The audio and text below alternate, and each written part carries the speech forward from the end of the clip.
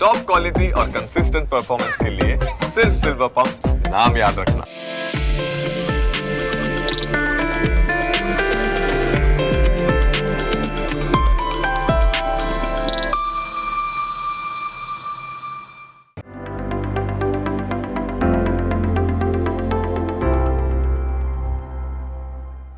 સ્વાગત ફરી એકવાર આપનું સ્પેસ ફેક્ટર હેલ્પલાઇનમાં. હું યશ અને હવે આપણે ચર્ચા કરીએ છીએ રેગ્યુલરલી કે તમને મૂંઝવતા સવાલ રિયલ એસ્ટેટ પરચેઝના ડિસિઝન સમયે કયા કયા મુદ્દાઓ છે કે જે ધ્યાન પર રાખવા ચર્ચા કરી રહ્યા છીએ. આપણી સાથે ફરી એકવાર સ્વાગત સર વિશ્વનાથ ડેવલપર્સ તરફથી અને સ્પેસ ફેક્ટર તરફથી રવિ સર જોડાઈ ચૂક્યા છે. Once again welcome sir.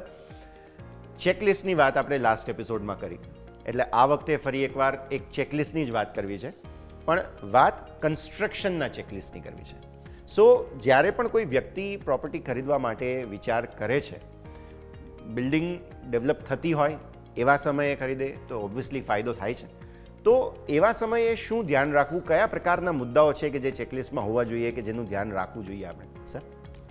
Under construction પ્રોજેક્ટ્સમાં હંમેશા ઇટ્સ વેરી ઇમ્પોર્ટન્ટ કે આપણે જોઈએ કે બિલ્ડિંગનો ઓલ ઓવર લેઆઉટ કેવો છે, એમાં અમેનિટીઝ જે ડેવલપરે પ્રોમિસ કરેલી છે એ એના પાસિંગના ડ્રોઈંગમાં છે કે નહીં, જે તે એમ્યુનિટીઝ છે એ યોગ્ય સાઇઝની છે કે નહીં, right from gym to banquet hall or toddlers room or library, કે જે તે વસ્તુઓ આપણને પ્રોમિસ કરવામાં આવેલ છે બ્રોશરમાં એ વસ્તુઓ સ્થળ પર શક્ય છે તો એ કઈ સાઇઝમાં અને કઈ માત્રામાં શક્ય છે એ જાણવું અને જોવું બહુ મહત્ત્વનું છે.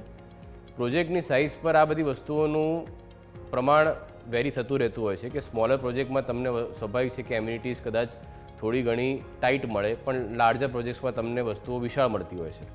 એટલે એ બધી વસ્તુઓનું સમજ હોવી એ બહુ મહત્ત્વની છે. નંબર 2 કે ડેવલપરે કન્સ્ટ્રક્શન અંગેના તમામ જે વસ્તુઓ છે જેમ કે પ્લમ્બિંગના પ્રોવિઝન્સ છે, વોટર ટેન્ક છે, ફાયરના પ્રોવિઝન્સ છે, ઇલેક્ટ્રિકના પ્રોવિઝન્સ છે, એ બધા પ્રોવિઝન્સને ધ્યાનમાં રાખ્યા છે અને કયા માત્રામાં ધ્યાનમાં રાખ્યા છે એ જોવું બહુ મહત્ત્વનું છે. કે જે બધી સર્વિસીસનું પ્લાનિંગ, લિફ્ટના લેઆઉટ્સ, લિફ્ટની સાઇઝો, ટિપિકલ ફોયરની સાઇઝો, તમારા ગ્રાઉન્ડ ફ્લોર ફોયરની સાઇઝ, એ બધી વસ્તુઓ બી બહુ મહત્ત્વની છે. ડેફિનેટલી. તો આ વાત થઈ કન્સ્ટ્રક્શનના સમયે ચેકલિસ્ટની. પણ જો હવે વાત કરવી હોય ડોક્યુમેન્ટેશનના ચેકલિસ્ટની તો રવિ સર તમારા પાસે આવીએ, બિકોઝ ઓબ્વિયસલી આ એક બહુ ટીડિયસ મુદ્દો છે અને જો ડોક્યુમેન્ટેશન પેપરવર્કમાં કંઈ પણ પ્લસ માઇનસ થાય તો એના કારણે થઈને રિસ્ક બહુ વધી જતું હોય છે. તો હવે એ સમજાવો કે ડોક્યુમેન્ટેશન સમયે અથવા તો રિસીવ કરતી વખતે કયા કયા પ્રકારના ચેકલિસ્ટ, કયા કયા મુદ્દાઓ છે કે જે ધ્યાન રાખે? ડોક્યુમેન્ટમાં ઘણા બધા ચેકલિસ્ટ છે. તમે પહેલી વાર જ્યારે બિલ્ડરને એક ટોકન આપો છો તો એની એક ટર્મશીટ કે કોસ્ટશીટ બનતી હોય છે.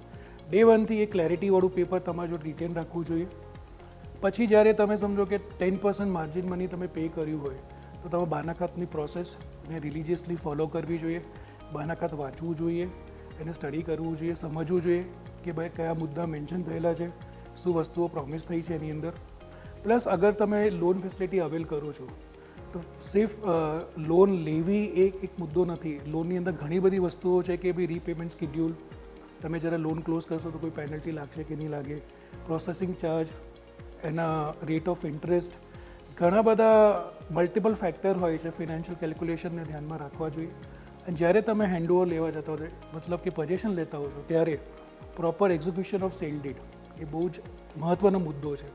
આ તો રહ્યું કે સમજો કે તમે એક પ્રોપર્ટીનો દસ્તાવેજ સુધીની પ્રોસેસ, પણ પછી સોસાયટી પોઈન્ટ ઓફ વ્યૂથી જોવા જઈએ આપણે તો સમજો કે ભાઈ લાઇટ બિલમાં આપણું નામ ચેન્જ કરવું, ટેક્સ કે મ્યુનિસિપાલિટી કે લોકલ ઓથોરિટીઝમાં આપણું નામ ટ્રાન્સફર કરાવવું, એ પ્રોપર્ટી કાર્ડ આપણા એરિયામાં એપ્લિકેબલ થાય છે તો એને આપણે ધ્યાનમાં રાખીએ. અને ઓબ્વિયસલી શેર સર્ટિફિકેટ એક બહુ ઇમ્પોર્ટન્ટ મુદ્દો છે કે આપણા નામે પ્રોપર્ટી સોસાયટી, સર્વિસ સોસાયટીમાં પણ ટ્રાન્સફર થઈ ચૂકી છે. આ બધી જ ડોક્યુમેન્ટેશન ડે 1 તમે મકાન બુક કરો અને જ્યાં સુધી બધા પેપર્સ તમારે ફૂલ્લી ના આને પ્રોપરલી સિક્યોર કરવા જોઈએ અને પ્રોપર જગ્યાએ તમારે સેફ રાખવા જોઈએ.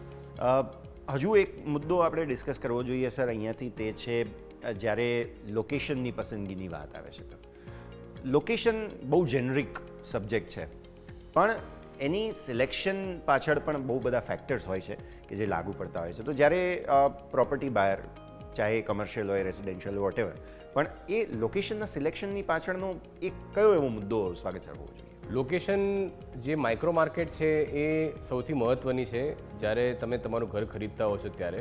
એટલે તમારું લોકેશનની આસપાસની તમારા infrastructure, malls, schools, shopping centres, તમારી રોજબરોજની વસ્તુઓ એ કેટલી નજીક છે અને તમે એને એક્સેસ કઈ રીતે કરી શકો છો એ બધું બહુ મહત્ત્વનું છે. આપણે ત્યાં ઇન્ફ્રાસ્ટ્રક્ચરલી આટલું સ્ટ્રોંગ શહેર છે અમદાવાદ, એટલે આપણે એમાં નજીકમાં નજીક આપણે કોઈપણ જગ્યાએ પહોંચવું છે તો આપણે માટે બસ રૂટથી માંડીને ટ્રેન રૂટ કે મેટ્રો રૂટ એ બધા કયા સૌથી નજીક છે એ જોવા બહુ અને જાણવા બહુ મહત્ત્વના છે.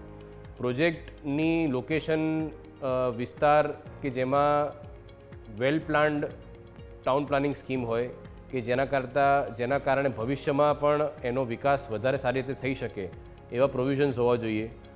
એરિયાનું પોટેન્શિયલ હોવું જોઈએ જેથી કરીને કે આગળ જતાં એ રોડ રસ્તાનું એક્સપાન્શન, એમાં આવનારા નવા પ્રોજેક્ટ્સો અથવા કોમન યુટિલિટી વસ્તુઓ, એ બધી વસ્તુઓ જેમ કે ગાર્ડન્સ છે, પાર્ક્સ છે, એ બધાનું પ્રોવિઝન સારી રીતે થયેલું હોય તો સ્વાભાવિક છે કે એરિયાનું પોટેન્શિયલ ઝડપી વિકાસના દિશામાં જઈ શકે. ઓકે, સો આ બધા જ મુદ્દાઓ છે કે જેને ધ્યાન પર રાખવા જરૂરી છે. વન્સ અગેન થેન્ક યુ સ્વાગત સર અને રવિ સર, આપનો પણ ખૂબ ખૂબ આભાર. તો આપણે ચર્ચા કરી આ વખતે ચેકલિસ્ટ સમજવાની કોશિશ કરી કે કન્સ્ટ્રક્શન માટે થઈને ચેકલિસ્ટ શું હોવું જોઈએ, કયા કયા મુદ્દાઓને ધ્યાન પર રાખવા, ડોક્યુમેન્ટેશન માટે અને લોકેશન માટે મેઇન તો ખાસ કયા કયા મુદ્દાઓને ધ્યાન પર રાખવા જોઈએ.